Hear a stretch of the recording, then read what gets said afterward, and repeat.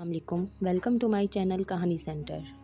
تمام videos update کے لیے ہمارے چینل کہانی سینٹر کو سبسکرائب کر کے بیل نوٹیفیکیشن کے بٹن کو آن کر دیجیے۔ تو آئیے چلتے ہیں آج کی کہانی کی طرف۔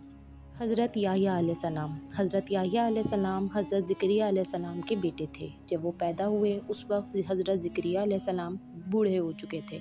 اس سے پہلے حضرت زکریا علیہ السلام کا کوئی بیٹا نہ تھا۔ دعا کی تھی اور اللہ کی طرف سے انہیں حضرت یحییٰ علیہ السلام کی خوشخبری ملی تھی۔ حضرت یحییٰ علیہ السلام بہت ہی نرم دل تھے، وہ کبھی کسی کا دل نہ دکھاتے۔ وہ کسی جانور کو بھی بھوکا دیکھتے تو اسے اپنا کھانا کھلا دیتے، یہاں تک کہ خود ان کے پاس اپنے کھانے کے لیے کچھ نہ رہتا۔ یحییٰ علیہ السلام کو بچپن ہی سے پڑھنے کا بہت شوق تھا۔ اللہ تعالیٰ نے انہیں چھوٹی ہی عمر میں بہت ذہانت عطا کی تھی۔ حضرت یحییٰ علیہ السلام کی زندگی سادگی کی مثال تھی اور وہ جو ملتا کھا لیتے، کئی بار پتے اور جنگلی پھل اور جڑی بوٹیاں کھا کے پیٹ بھر لیتے۔ اللہ تعالیٰ نے حضرت یحییٰ علیہ السلام کو اپنا نبی چنا تو وہ عام لوگوں کو اللہ کے احکام سمجھانے لگے، اور وہ سمجھاتے کہ اے لوگوں، اللہ کا ہر حکم مانو اور غریبوں کا بھلا کرو، ہمیشہ سچ بولو اور دوسروں کو بھی نیکی کرنے کا کہو۔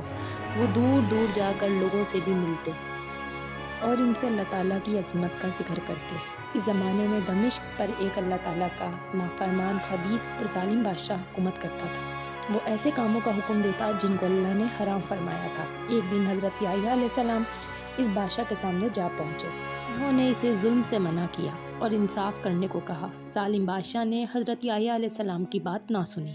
بادشاہ نے اپنے سپاہیوں سے حضرت یحییٰ علیہ السلام کو شہید کروا دیا۔ اللہ تعالیٰ نے بادشاہ کو اس گناہ کی سخت سزا دی۔ اللہ تعالیٰ نے بادشاہ اور اس کے اہل و عیال کو زمین میں دھنسا دیا۔